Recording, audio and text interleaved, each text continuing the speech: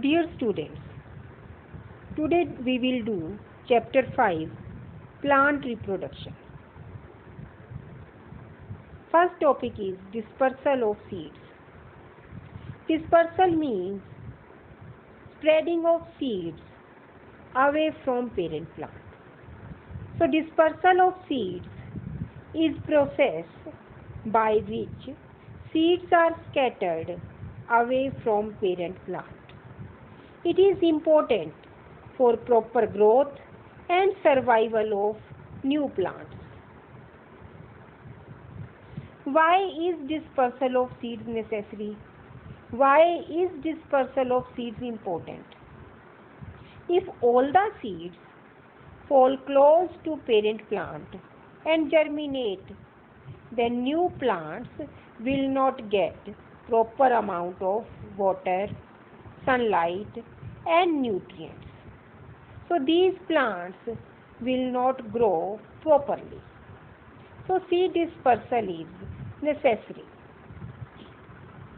Now what are agents of seed dispersal? How seeds are dispersed to other places? How seeds are carried to distant places? Agents of seed dispersal are wind, water, animals, and seeds are also dispersed by bursting of fruits. Dispersal by wind. Seeds of some plants are light in weight. Seeds of some plants have hair-like structure. Some seeds have wing-like structure. So this type of seeds blow with wind and get dispersed. Examples are dandelion, maple and drumstick. Dispersal by water. Seeds of aquatic plants are dispersed by water. For example, seeds of water lily float on water and get dispersed. Coconut seeds have fibrous cover so it can float easily on water. Dispersal by animals. Some seeds have spine-like structure on them.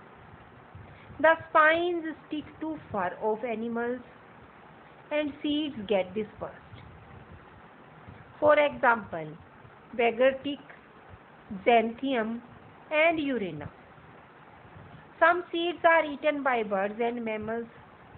When they eat fruits, these seeds get dispersed with droppings of animals. Dispersal by bursting. How seeds are dispersed by bursting of fruits. The pods of some plants dry and split open when they get mature. The force of bursting is enough to spread seeds. The seeds which get dispersed by bursting are ladyfinger, castor and balsam.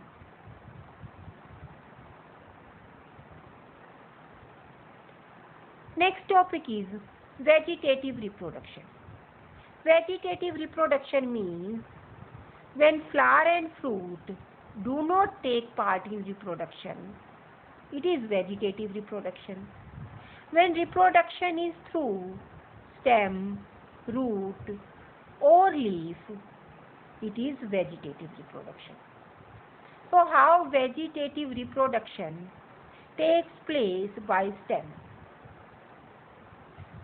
Some plants which can reproduce by stem are potato, ginger, sugarcane and strawberry.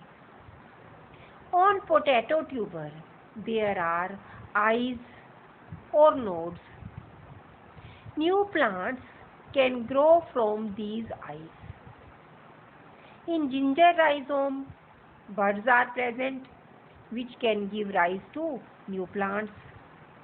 In strawberry, long stem grows over the soil surface which is called runner. Buds are present on the stem, and these buds grow into new plants. This way, strawberry stem can grow to new plant. Next topic is stem cutting. Stem cutting means if we cut small part of stem and keep that in soil. If this stem cutting gets proper germination conditions, it can grow into new plant. In some plants like rose, hibiscus, money plant, part of stem is cut and placed in moist soil. This part of stem can grow into new plant. This is called stem cutting method. Next topic is reproduction by leaves. In some plants like Bryophyllum and Begonia, buds are present at the margin of leaf. Buds are present at the tip of leaf. These buds fall down in soil, and each bud can grow into new plant. Reproduction by roots. In some plants, roots also have buds, and these buds are able to grow into new plant. For example, sweet potato, dahlia, radish, carrot. Reproduction by spores.